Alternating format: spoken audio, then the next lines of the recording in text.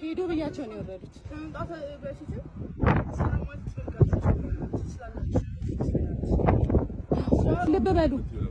ልብ በሉ አሁንም ተጽዕኖ አድርጋ በእኔ እያሳበበ ነው ልባሉ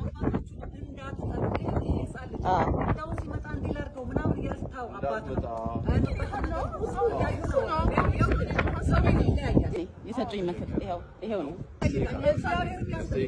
በእግዚአብሔርም ዘንድ ያስጠይቃል። እኔ ተጽዕኖ አላደረኩም። የራሳቸው ፍላጎትና መብት ነው።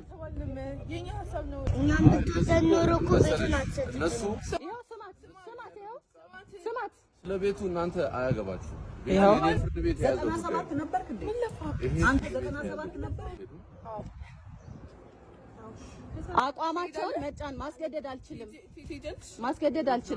ቤቱን አሸጠ። ይሄው አሁን እየተናገረ የምን ተጽዕኖ ቤቱን አሸጥክ? ለምን ቤቱን ላሸጥከው? እስካሁን ድረስ እናቴ እያሰደብካት ነው። ምንም ባላልን መናገር እንችላለን። ሄደን መናገር እንችላለን። ፈቃደኛ የለም። እዚህ ምን ነገር እንችላለን። ቤት አሸጠ ምናምን ስሟን አጠፋ